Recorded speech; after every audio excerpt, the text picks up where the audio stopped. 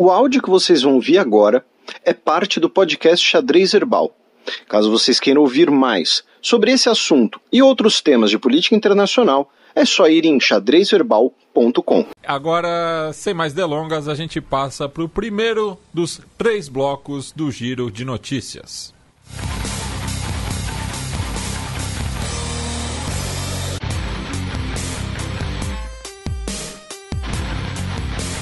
Giro de Notícias.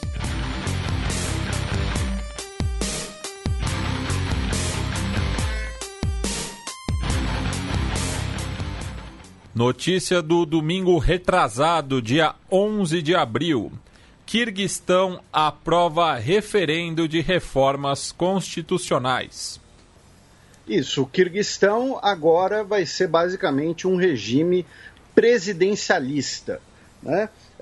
Até alguns meses atrás, o Quirguistão era um regime semipresidencialista, só que, como você tinha basicamente o presidente e o primeiro-ministro, né, falando ali idiomas diferentes na figura de linguagem, isso gerou, né, uma série de crises dentro do país, de crises políticas no país nos últimos anos, né?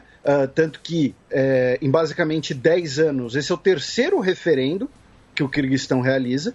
A gente falou bastante do Quirguistão em programas anteriores, tá? Então, assim, é aquele momento em que a gente gosta disso, né? De tipo, como podcast que falou do Quirguistão, tem, é o Xadrez Herbal, vocês podem conferir lá algumas edições atrás, alguns meses atrás já. Por esse referendo... A gente tem um certo apreço, né, pelas antigas repúblicas soviéticas da Ásia Central. Isso, porque nós somos todos comunistas. Mas, obviamente, é uma piada. O referendo foi aprovado por 79% do eleitorado que compareceu, embora o comparecimento tenha sido relativamente baixo. Agora o país vai ser, como eu disse, um regime presidencialista, e também teremos a mudança nos mandatos presidenciais. Antes o presidente tinha um mandato apenas de 6 anos. Agora ele pode ter 2 de 5.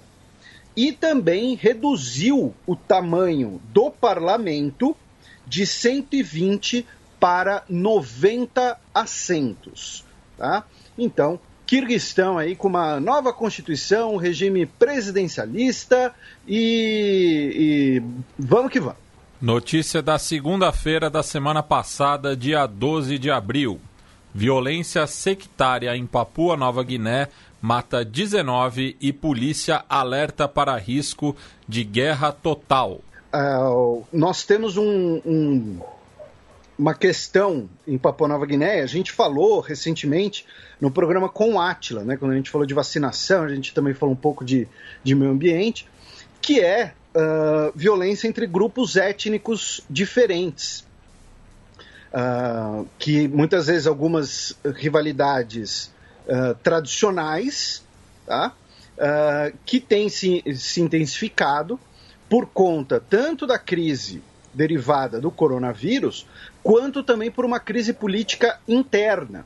Tá? Então, nós tivemos, por exemplo, um choque entre pessoas do povo Agarabi contra pessoas do povo Tapo, que resultaram nesses 19 mortos.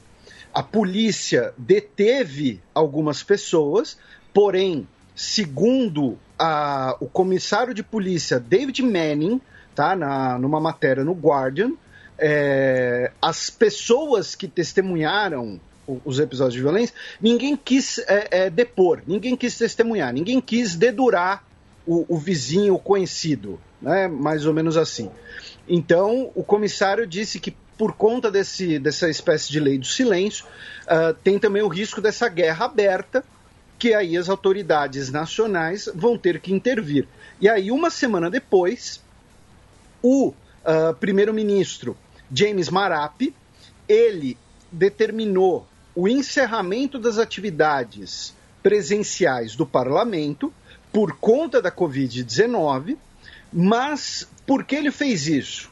Então, tem a Covid, tem a doença, tá ok, isso não é uma mentira. Segundo o governo papuense, você tem 36 funcionários do parlamento com positivo e pelo menos um parlamentar que foi infectado. Só que ele tomou essa decisão após o ex-primeiro-ministro, líder da oposição, Peter O'Neill, propor um voto de desconfiança contra ele. Então, existe a Covid em Papua Nova Guiné, a situação de saúde lá está ficando complicada, tanto que a Austrália, né, doou várias vacinas para os profissionais de saúde. Claro, está ficando complicada pensando inclusive no tamanho da população, da densidade populacional do país. Sim, está. Mas o primeiro-ministro acabou sendo ali meio malandro, né, e pediu a suspensão das atividades do parlamento quando pediram o voto de desconfiança contra ele. Né? Então, e é possível que ele fosse derrotado. E aí tem um outro pulo do gato, que é, como nós teremos eleições em Papua Nova Guiné em julho de 2022, pela lei papuense, não pode ter um voto de desconfiança menos de um ano da eleição. Para o primeiro-ministro ser removido faltando um ano para a eleição, só em caso de crime grave. Não, voto de desconfiança não seria o suficiente. Então, se o primeiro-ministro conseguir deixar o parlamento fechado aí por algumas semanas, se conseguir enrolar um pouquinho, ele consegue garantir que ele vai ficar pelo menos até a próxima eleição. Então, você tem essa violência sectária junto com a crise do coronavírus, junto com uma crise política.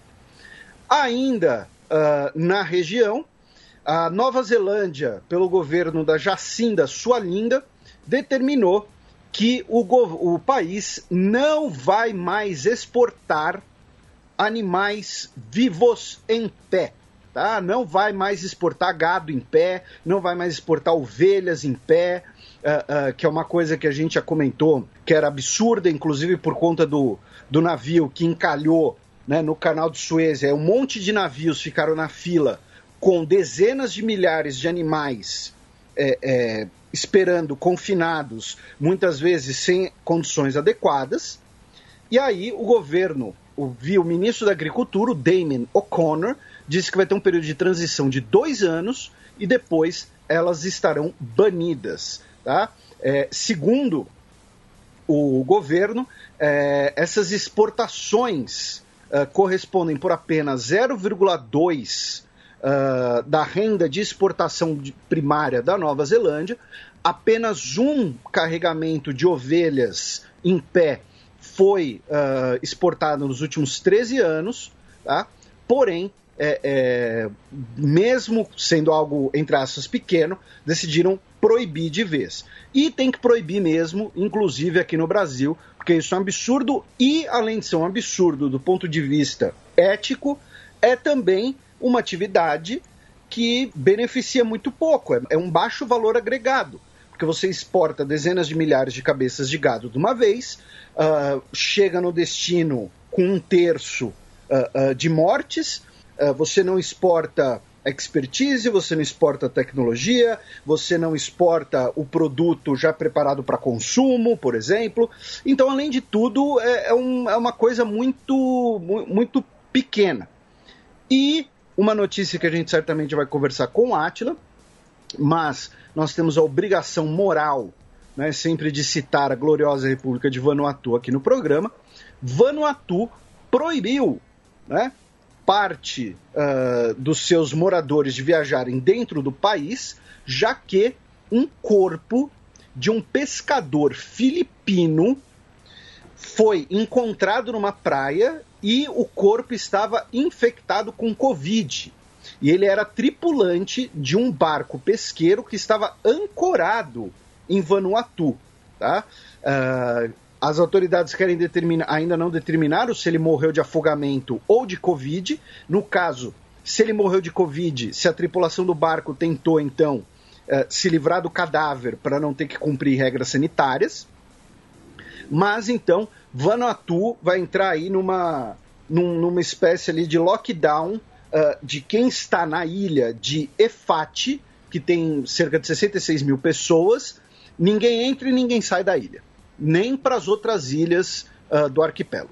É que nem aquela mesa de pôquer da crônica do Luiz Fernando Veríssimo. Também no começo da semana passada, Irã acusa Israel de sabotar sua principal usina nuclear. Nós tivemos uma explosão na usina de Natanz, que aparentemente não deixou mortos, tá? Segundo o governo iraniano. Inclusive, o que seria o ministro de energia nuclear do Irã, ele foi supervisionar a usina, ele caiu de uma altura, né, de vários metros, e aí ele deu uma entrevista na cama do hospital para provar que estava vivo, que estava tudo bem, que ele se machucou e tal, mas que estava vivo, estava tudo bem. Inclusive o vídeo tá no Twitter para quem quiser dar uma olhada.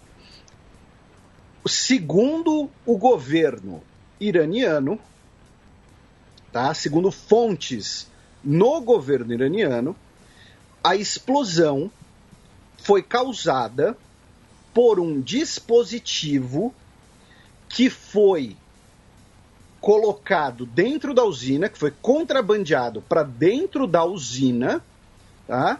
E foi detonado remotamente. Ou seja, não foi um acidente. Isso apareceu também na imprensa israelense e no New York Times. Tá? Ou seja, não foi um acidente, foi uma sabotagem, tá? Que gerou uma sobrecarga no sistema de energia elétrica da usina, causando danos às centrífugas. Tá? Então não é apenas uma explosão e o que estava ali perto detonou. A explosão gerou um efeito dominó dentro da usina, danificando algumas das principais centrífugas iranianas. O Irã diz que esse ato foi realizado por Israel, porque Israel cometeu esse ato de terrorismo nuclear, porque é contra o fim das sanções e contra um novo acordo com o Irã. Que Israel, de fato, é contra o acordo, sim. Que Israel, muito provavelmente, foi quem realizou o ataque, também. Tá? Agora, se contrabandearam um dispositivo explosivo para dentro da usina, provavelmente teve alguma colaboração.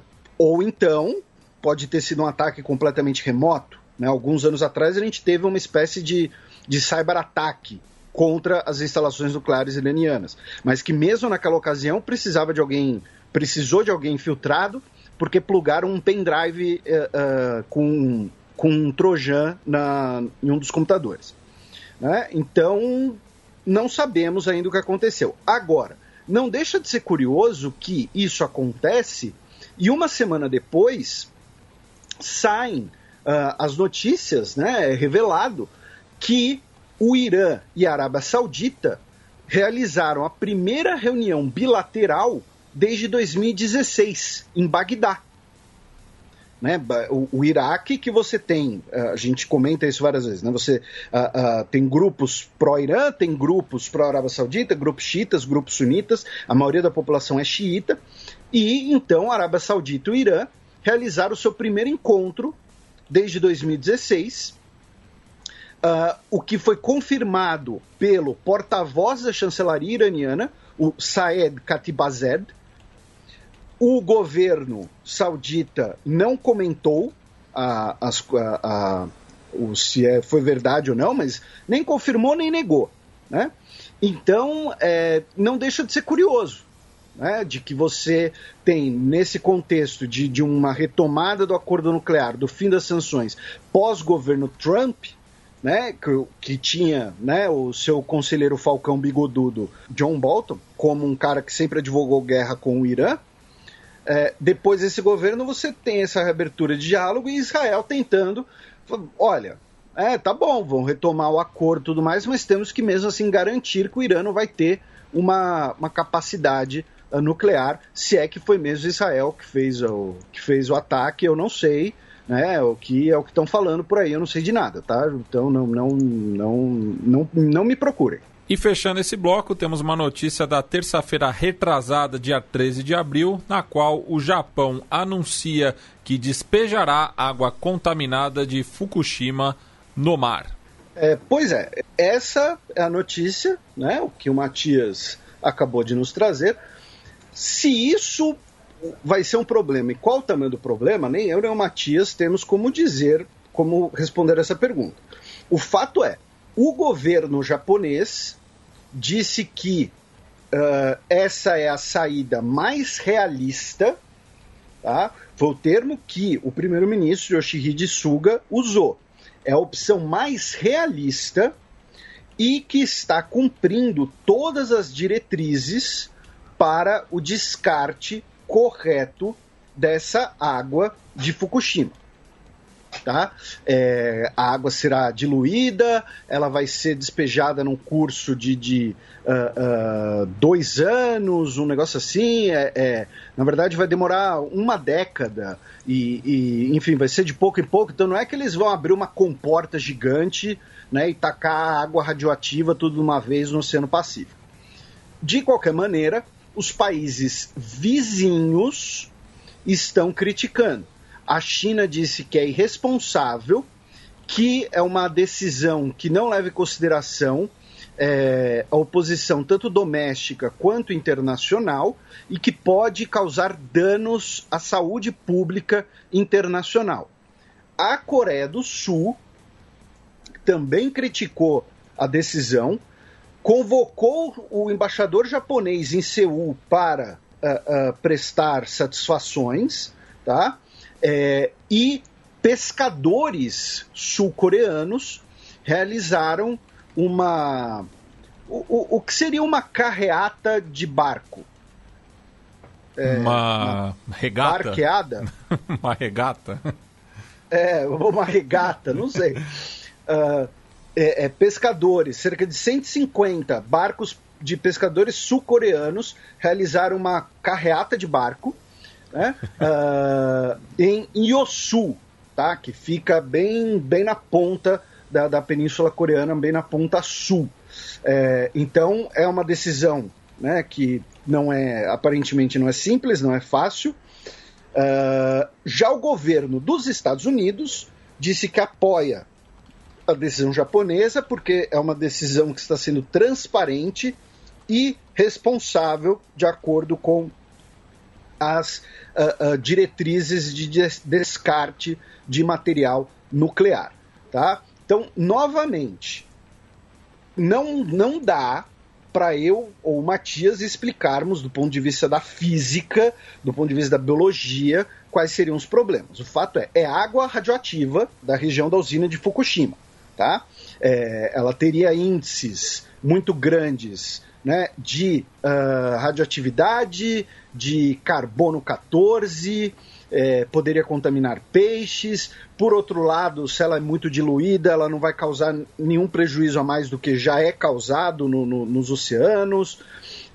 Enfim, quem lê em inglês, o Guardian fez uma matéria, o Guardian e a agência France Press.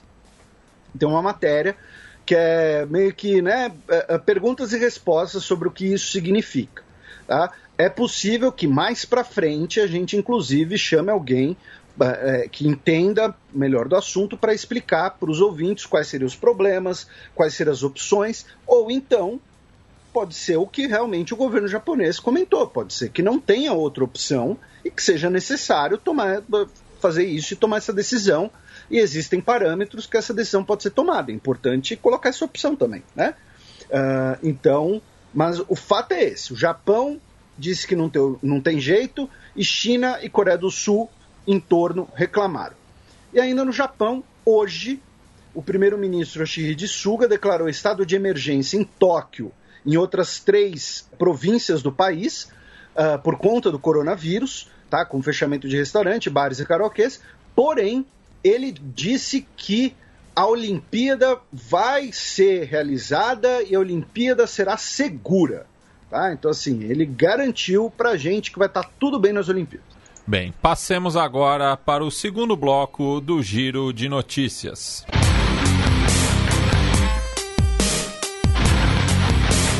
Giro de Notícias.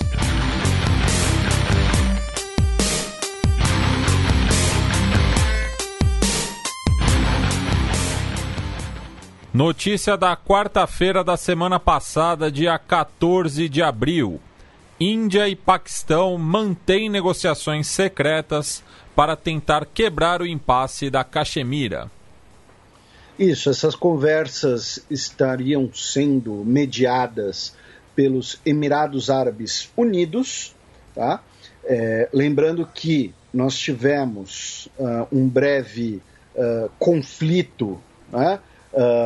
Em 2019, depois em 2020, o governo indiano retirou, né, a autonomia da Caxemira sob a administração indiana, que é de maioria de população muçulmana, né? A gente, alguns anos atrás, inclusive, a gente explicou a origem desse conflito, né? Brevemente tem a ver com a partição do Raj britânico, em 1947, que você tinha duas províncias que tinham governos hindus, porém a maioria da população muçulmana.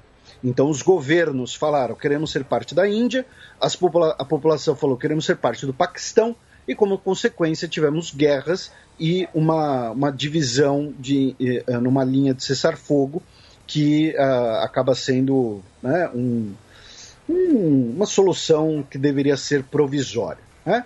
E os Emirados Árabes Unidos estariam mediando essas conversas. Vejam que eu disse estariam, porque nenhum dos dois países confirma, tá? Nós tivemos alguns gestos, né, de boa vontade, porém, o que acontece? Né? A gente tem uma grande mudança aí de cenário nos próximos meses, que é a retirada das tropas dos Estados Unidos do Afeganistão. Então, o Paquistão vai ter que lidar com isso, com um problema no Afeganistão, ou, né, em ser o problema no Afeganistão.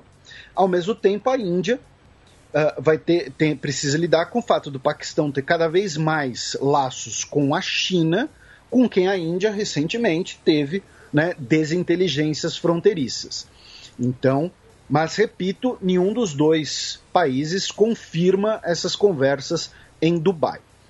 O Paquistão também anunciou que vai banir o partido Tehreek-e-Labbaik paquistanês, que é um partido islamista nacionalista, né, um partido que na divisão política paquistanesa, né, seria um partido de extrema-direita, né? Porém, eu sempre comento que é complicado a gente falar em esquerda e direita nos países de maioria muçulmana, acaba sendo até uma coisa meio eurocêntrica, meio, sei lá, inapropriada, mas o partido vai ser banido devido o partido ter realizado diversos protestos pedindo pela expulsão do embaixador francês no Paquistão. E nesses protestos, 2 policiais morreram, outras 340 pessoas ficaram feridas. O desejo da expulsão do embaixador francês é pelas declarações do Macron, né, sobre Islã e blasfêmia, o que é chamado pelo partido, né, de blasfêmia, e por conta disso o partido será banido. E como sugestão aqui no subcontinente indiano, para quem se interessar, quem quiser ler, quem lê inglês, ou acho que dá para jogar no Google Tradutor, dá para compreender legal, o Guardian fez uma matéria muito interessante sobre o pepino do mar ser fonte de divisas para o crime organizado, incluindo aí movimentos potencialmente terroristas em Sri Lanka e no sul da Índia, porque tem uma demanda muito grande de pepino do mar, que é tido por parte da cultura tradicional chinesa como afrodisíaco, Tá? A matéria também fala numa exploração do pepino do mar no México. Tá? Enfim, uma matéria bastante interessante porque liga preservação ambiental com problemas socioeconômicos no Sri Lanka, na Índia, e também crime organizado. Então fica a sugestão de leitura no Guardian, né? O afrodisíaco do oceano, como o pepino do mar se tornou ouro para o crime organizado. Notícia do último sábado, dia 17 de abril. Líder da junta militar de Myanmar vai participar da cúpula da ASEAN. O general Min Aung Hlaing vai comparecer, né, à cúpula da ASEAN em Jakarta, capital da Indonésia, tá? Que vai ser realizada aí nos próximos dias. E, salvo engano, o primeiro dia é hoje, né, mas vai ser agora no final de semana. E vai ser o primeiro compromisso internacional pós-golpe, tá?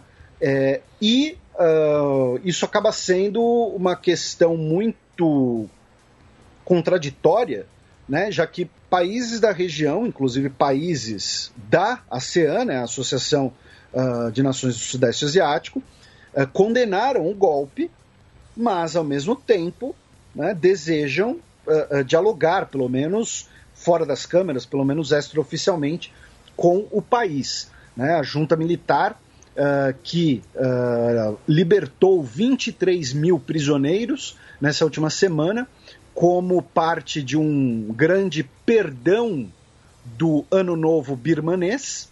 Tá? Porém, é importante lembrar que, pelo menos, né, 500 pessoas foram mortas. Não tem como dar um perdão, né, de Ano Novo birmanês para quem está morto. Além disso, os médicos estão sofrendo perseguição judicial em Myanmar, porque estão realizando greves contra o golpe militar. Pelo menos 139 médicos estão sendo acusados de atividades subversivas, coisas desse tipo. Também existe, falando, né, em condenar o golpe na frente das câmeras, mas por trás das câmeras, dialogar com os autoritários.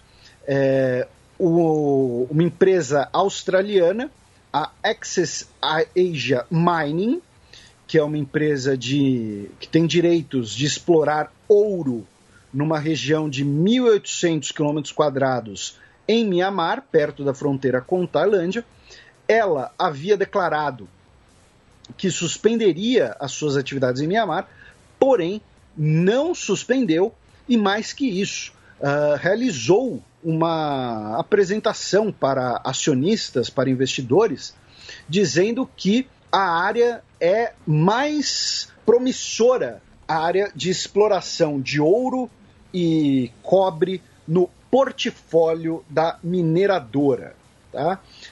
A empresa oficialmente é registrada em Singapura, porém, dos seus 49 acionistas, 37 são australianos, incluindo aí um ídolo do rugby local chamado John Eales,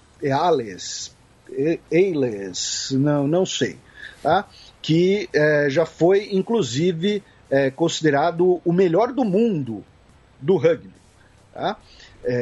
Então tem essa denúncia também. E ainda no Sudeste Asiático, só para a gente fechar, o governo do Camboja solicitou ao grupo Vice, né, o grupo de mídia, que retirasse um artigo do ar que tinha a colorização de vítimas do Khmer Vermelho.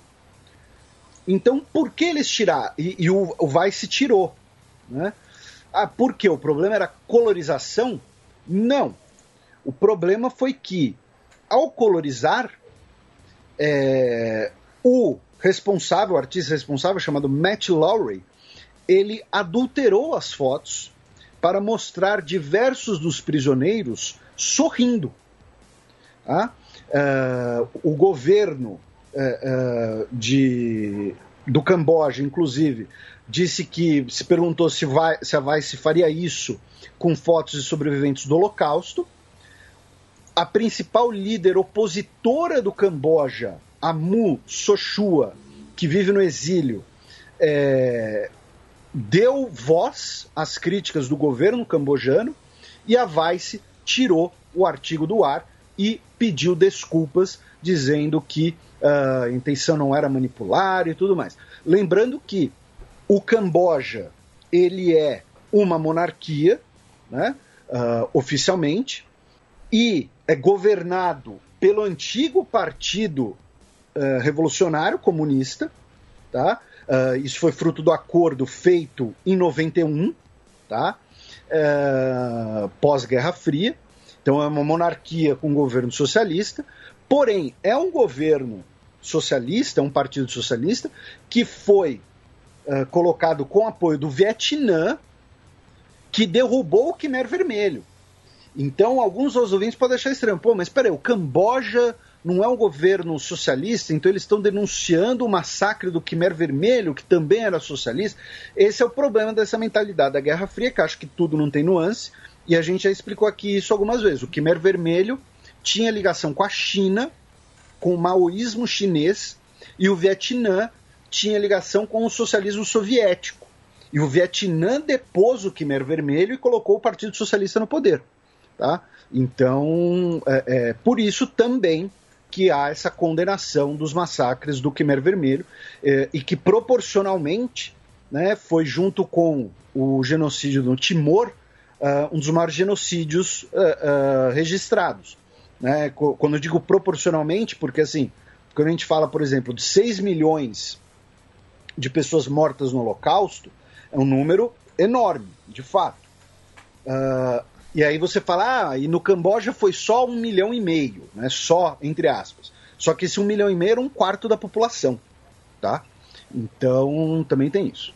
Ainda no Sudeste Asiático, só que na última quarta-feira, dia 21 de abril, um submarino desapareceu perto de Bali com 53 marinheiros indonésios a bordo. Isso, o KRI Nanggala, ele é um submarino de desenho alemão, de desenho muito parecido com os da classe Tupi brasileira, tá? É a mesma família, né? Só que aí você tem adaptações feitas para a marinha que encomendou o navio. O submarino iria realizar um exercício de disparo de torpedo com munição ativa, tá? Munição viva, munição de verdade, tá? Não era um torpedo dummy, né? E depois de pedir a permissão para realizar o exercício, né, para mergulhar e realizar o exercício, às 3 horas da madrugada, horário local, ele perdeu contato, tá? O que acontece? Ele perdeu contato porque ele se perdeu, porque ele naufragou. Muito provavelmente, infelizmente, ele deve ter explodido, deve ter tido uma explosão quando do exercício com munição ativa, munição viva, tá? E aí,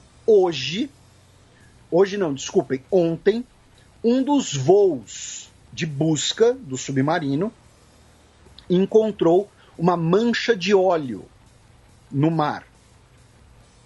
Muito provavelmente, a origem dessa mancha de óleo é o próprio submarino naufragado. Se ele naufragou inteiro, com o casco inteiro, é possível que tenha sobreviventes. Se ele explodiu e abriu o casco de pressão, infelizmente, não teremos sobreviventes. Tá? Além disso, tem a questão que o governo indonésio avisou que o oxigênio do navio dura até o sábado no horário local. Então, as buscas têm menos de um dia, a partir do momento que a gente está gravando isso daqui, né, quanto mais quando as pessoas forem ouvir, para encontrar o submarino com eventuais sobreviventes. Tá? 6 navios indonésios estão participando da busca, além de navios helicópteros. A Indonésia também está recebendo ajuda de Austrália, Índia, Estados Unidos, Malásia e Singapura. Tá? Então, assim, como eu disse, pelo entre aspas, timing, né, do exercício de munição viva, é muito provável que tenha sido um acidente que envolva uma explosão. Além disso, segundo o comunicado, o submarino tem capacidade de até 250 metros de profundidade, porém, a região onde ele fez o último contato tem 700 metros de profundidade. Ou seja, se ele afundou até o solo, até o solo marítimo, né, o casco se rompeu também, o casco de pressão se rompeu, e aí, novamente, não teremos sobreviventes. Então, assim, eu estou sendo bem direto aqui, porque eu, particularmente, estou bem pessimista com essa história. Lembra o caso do Ara San Juan, né? Isso. Mas o caso argentino era mais enigmático, porque ainda não tinha essa questão de saber o que ele estava fazendo quando ele perdeu contato. O submarino indonésio não, falou, olha, comando, vamos aqui submergir, realizar o exercício, e aí, pronto, está muito ligado uma coisa com a outra. Notícia de ontem, quinta-feira, dia 22 de abril. Rover da NASA converte ar respirável em Marte. Falar aqui rapidamente algumas notícias espaciais e que tem ligações políticas também, né? Mas essa é a mais interessante, a mais legal, que o rover Perseverance, né, ele converteu o dióxido de carbono da atmosfera marciana em oxigênio respirável por pessoas, tá, usando um aparelho chamado MOXIE, que é sigla para Mars Oxygen In Situ Resource Utilization Experiment. Tá? Então aí, obviamente, todo mundo já fez o pulo lógico, que é colonizar Marte. Mas, né, calma lá. Essa semana também tivemos o primeiro voo, né, do mini helicóptero, do drone Ingenuity, né, em Marte, e que resultou numa guerra de memes, já que a NASA fez uma ligação entre o helicóptero em Marte e os irmãos Wright, e os brasileiros bombardearam eles com Santos Dumont. Outra notícia é que a NASA decidiu contratar a SpaceX para elaborar nave que vai ser utilizada para pousar na Lua na próxima missão, ainda nessa década, no programa Artemis. Para quem não pegou, a Artemis é irmã do Apollo. Tá? Então, tinha o programa Apollo e agora vai ter o programa Artemis, tá? Que é irmã do Apollo. E, finalmente, a Rússia anunciou... E que é a deusa da Lua, entre outros, e da caça. Isso. Muito bem lembrado, tinha até esquecido disso. Tinha até esquecido desse detalhe, muito bem lembrado. Né? A Apollo era do Sol, ela era da Lua. E eles vão encontrar São Jorge lá. Aliás, hoje é dia de São Jorge, vê? Tudo ligado. Hoje é dia de São Jorge? 23 de abril. Pô, mas você não aprendeu essas coisas na escola dominical. Não. Isso é tudo heresia. Mas... Alguns chamam de sincretismo. Sincretismo tucanar uma heresia. Entendeu? E finalmente a Rússia confirmou que vai encerrar a sua participação na Estação Espacial Internacional em 2025. Lembrando que o programa da Estação Espacial Internacional ele era previsto para ir até 2024, e em 2025 ele teria que ser renovado, né? Então não é que a Rússia vai sair, ela simplesmente não vai renovar o seu convênio. A própria Estação Espacial está já com problemas de estrutura. O seu primeiro módulo foi lançado no final da década de 90, né, mais de 20 anos. Inclusive, parte da tecnologia dos módulos era a tecnologia da Mir, né, estação espacial russa, soviética anterior, e muito provavelmente a Rússia e a China, né, vão fazer uma estação espacial própria, né, em separado, enquanto Estados Unidos e Europa vão fazer outra, ou seja, é a Guerra Fria saindo da atmosfera, infelizmente. Passemos agora para o terceiro e último bloco do Giro de Notícias.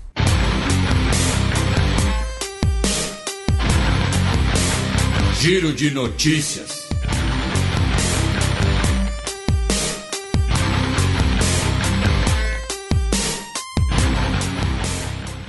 Três notícias de ontem, quinta-feira, dia 22 de abril. Primeiro-ministro espanhol condena ameaças de morte contra ministros. Isso, o ministro do Interior, o Fernando Grande Marlaska, que é do PSOE, o líder do Podemos, o Pablo Iglesias, e a chefa da Guarda Civil, Maria Gamés, os três receberam cartas com cápsulas de balas dentro, tá? E as cartas teriam, obviamente, ameaças, né? Não se divulgou quem seriam os remetentes, né, das ameaças. O Iglesias disse que seriam pessoas ligadas à extrema-direita franquista.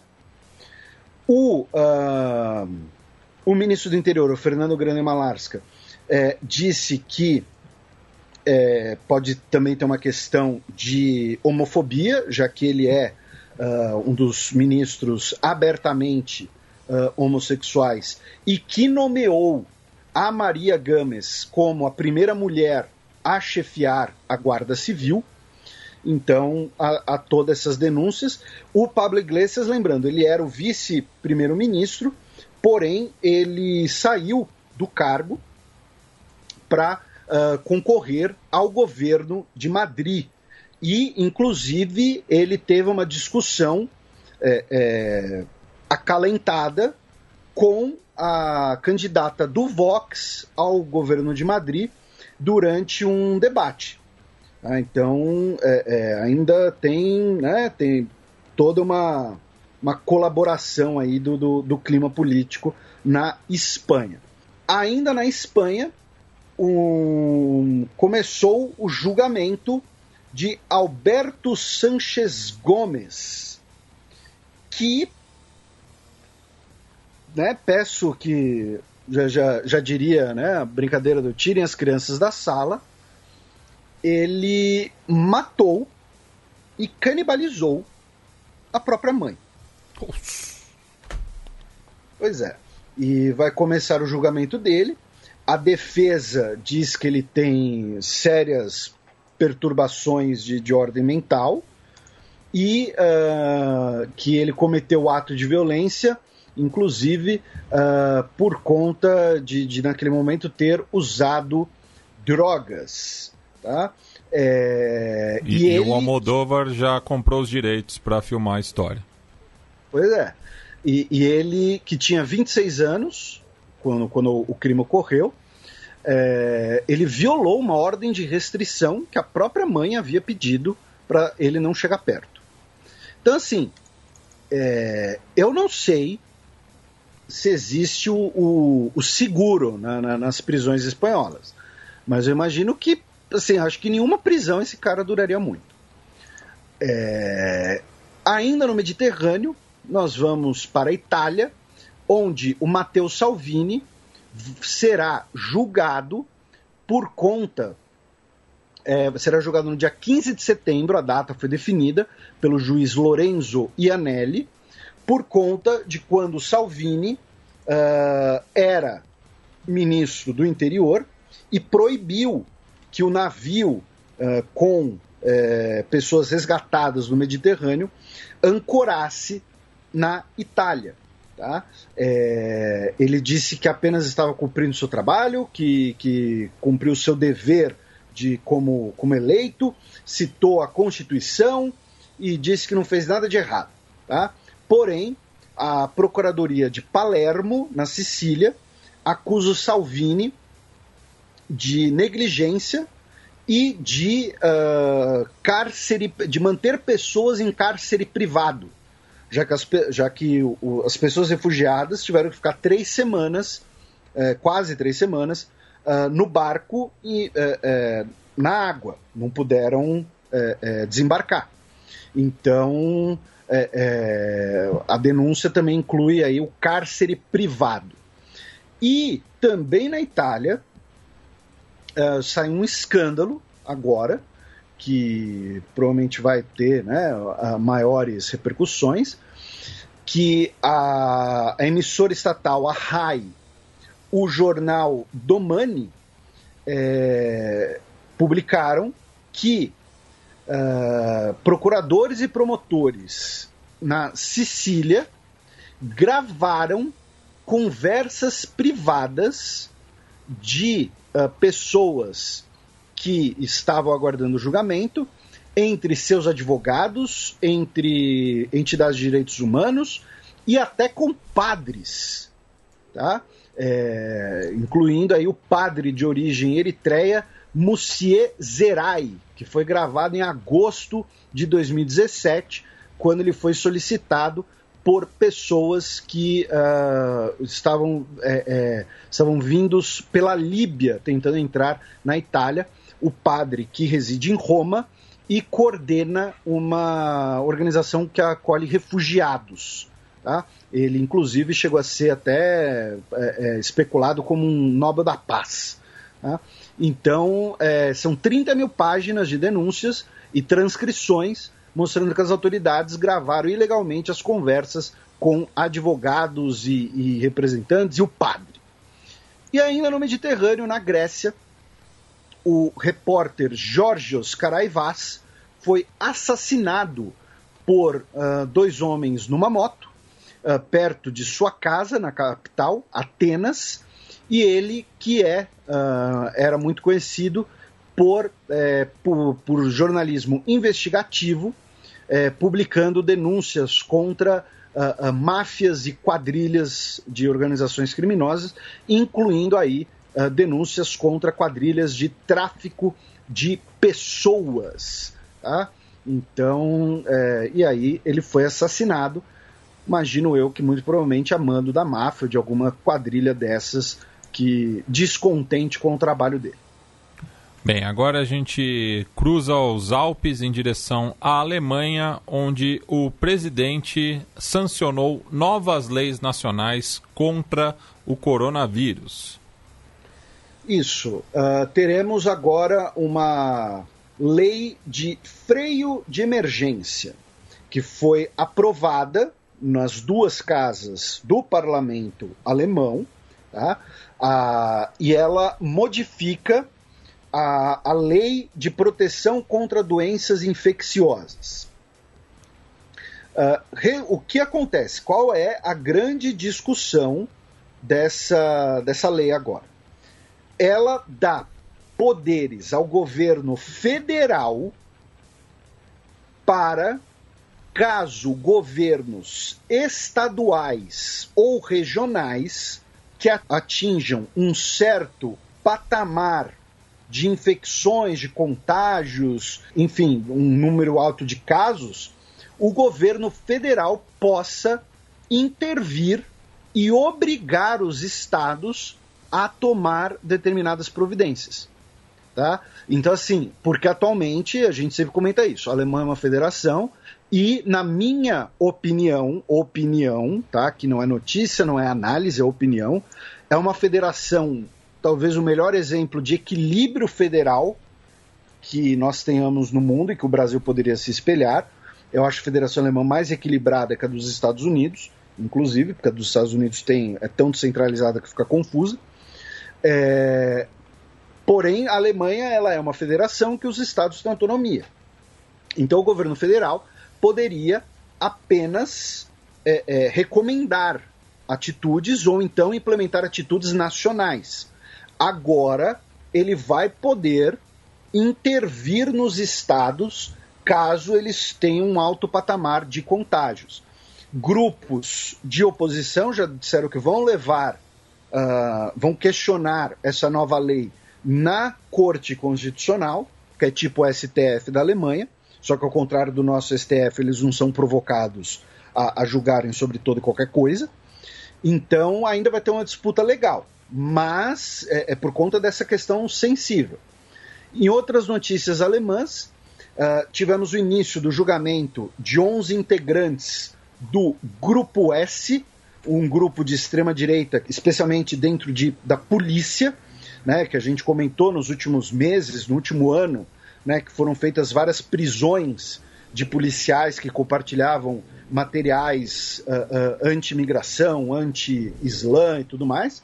E que a gente até ironizou na época, né? Porque a polícia nunca reprime as manifestações da extrema-direita porque é difícil se dividir em dois, né?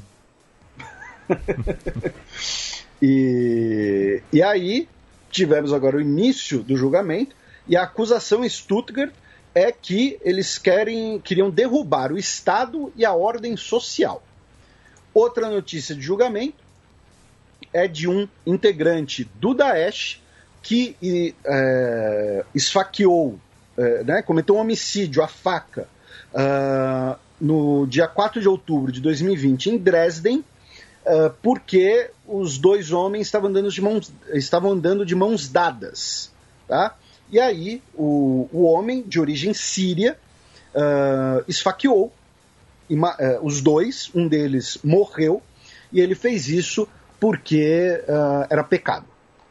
E agora ele estará sendo julgado pelo homicídio, como deve ser. E, finalmente, a CDU, o partido da Angela Merkel, definiu que o seu candidato nas eleições federais será o Armin Laschet, né, que havia ali uma possível disputa com o líder do CSU, né, que é o braço católico da CDU na Baviera. Né, são partidos associados. A questão é que os dois são democratas cristãos, mas um é democrata cristão protestante, outro é democrata cristão católico. E o Markus Söder... E a Baviera, por ser um estado bastante populoso, consegue eleger, né, um representante local, né, de uma célula local, vamos dizer assim. E é um estado que, inclusive, tem um papa. Né? Então, e aí ele tinha disputa com o Markus Söder, porém, acabou chegando-se ali a um grande acordo nacional, e o Markus Söder saiu de lado e deixou o Armin Laschet. A questão é que, nas pesquisas, o Söder estava indo melhor do que o Armin Laschet. Tá? Tem isso. Então, pode ter sido um tiro no pé. Bem, da Alemanha vamos para Israel, já que um confronto envolvendo policiais palestinos e ultradireitistas israelenses deixou cerca de 100 feridos em Jerusalém. Foi nessa madrugada, né, em Jerusalém, e o que aconteceu? Né, um grupo chamado Lehava, que é um grupo nacionalista ultra-ortodoxo, já foi às vezes chamado até de uma espécie de fascismo judeu, fascismo judaico, porque o lema deles é para contra a assimilação na Terra Santa. Então, assim, eles são contra, por exemplo, um judeu se casar com um não-judeu. Eles são contra igrejas ou mesquitas em Israel. Tá? Igrejas cristãs, eu digo. Eles são, tem que ser só judeu e judeus ortodoxos e ponto final. E não tem que ter nem casamento, nem nada. Tá? Organizou uma marcha em Jerusalém contra palestinos, cantando, né, gritando morte aos árabes. Segundo o Lehava, eles organizaram essa marcha contra palestinos que postaram no TikTok um ataque, tá? Alguns palestinos postaram no TikTok um vídeo deles xingando, deles ofendendo e correndo atrás de 2 garotos ultra-ortodoxos em Jerusalém. E aí, essa marcha do Lehava seria uma reação a esse vídeo. A questão é que essa marcha ela foi realizada perto do portão de Damasco, na antiga cidade de Jerusalém, e vamos lembrar, estamos no Ramadã. As pessoas, os árabes, os muçulmanos, melhor dizendo, costumam se reunir, inclusive no portão de Damasco, para o desejum.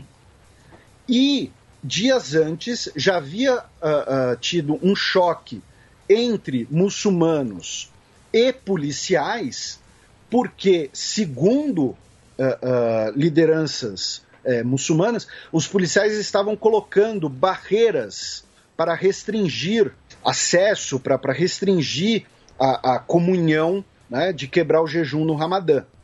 Então, é essa coisa. Um vai ficar dizendo que o outro que começou, que o outro que provocou, porém, o Lerrava, né, organizou essa marcha com cerca de 1.000 pessoas, gritando que o sangue judeu será vingado, sua casa vai queimar e morte aos árabes, e eles tinham apoio de um grupo chamado Família, que é uma torcida organizada, são ultras. Duvido você adivinhar o time deles, Matias. Começa com B e termina com Eitar.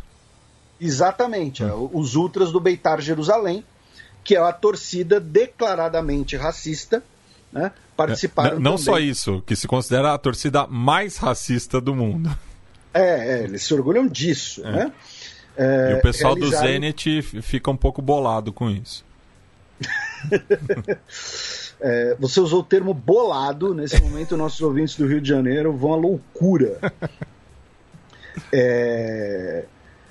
E, além disso tudo, dessas notícias internas de Israel, Israel também realizou um ataque aéreo à Síria como represália a um míssil sírio que caiu no deserto do Negev, perto de Dimona, onde ficam as instalações nucleares israelenses. Tá? A grande questão é que não se sabe se o disparo do míssil sírio foi intencional ou não. Felipe, você está passando um pano para a Síria? Não, não estou. É porque o míssil que caiu no deserto do Negev é um míssil antiaéreo. Não é um míssil de superfície. Tá? É um míssil antiaéreo. Um míssil superfície-ar, não um míssil superfície-superfície. Então é possível que ele tenha sido disparado por algum outro motivo e seguiu uma trajetória e acabou caindo no deserto do Negev. Não teria como ter uma precisão de disparar um míssil nas instalações nucleares israelenses. Então, mas de qualquer maneira, Israel realizou esse ataque em represália contra as baterias sírias. Bem, abaixa o volume porque lá vem Breaking News. Homem mata funcionária da polícia francesa a facadas e governo investiga terrorismo. Isso. Hoje, em Paris, na verdade na Grande Paris, né, em Rambouillet, uma mulher de 49 anos, funcionária da polícia, tá? Esse é o termo que está sendo usado, funcionária da polícia. Então eu acho que ela não era policial, era provavelmente administrativa, escrivã, alguma coisa do tipo. E ela chegou a ser socorrida, porém acabou morrendo devido aos ferimentos. Ela foi esfaqueada por um homem de 36 anos, de origem tunisiana, que foi morto a tiros pela polícia. Ele chegou de forma irregular na França em 2009, ele não tinha antecedentes criminais, e aí o curioso é que o presidente Macron, posteriormente, disse que a França está do lado da família da Stephanie, o nome da vítima, de seus colegas e da polícia, e não vamos desistir da luta contra o terrorismo islâmico. O curioso disso é que essa declaração do Macron veio antes da polícia confirmar ou não se foi um ataque de motivação terrorista, e principalmente, aí é interessante lembrar para os nossos ouvintes, que independente né, do que você acha sobre religiões, sobre terrorismo e tudo mais, o Macron fez essa declaração. O Macron não é burro, tá? Ele fez essa declaração porque ele vai enfrentar eleições e ele quer seduzir parte do eleitorado da Marine Le Pen. Então, ele antecipou a própria polícia. Não estou dizendo que ele mentiu, que ele inventou que foi ataque. Estou dizendo que ele antecipou a polícia para sair da boca dele por uma questão de eleitoral, por uma questão aí de agradar esse eleitorado que normalmente vai com a Marine Le Pen. E a gente já tinha repercutido recentemente também que diversos ministros do seu gabinete também estavam tomando posições públicas nesse sentido. Isso.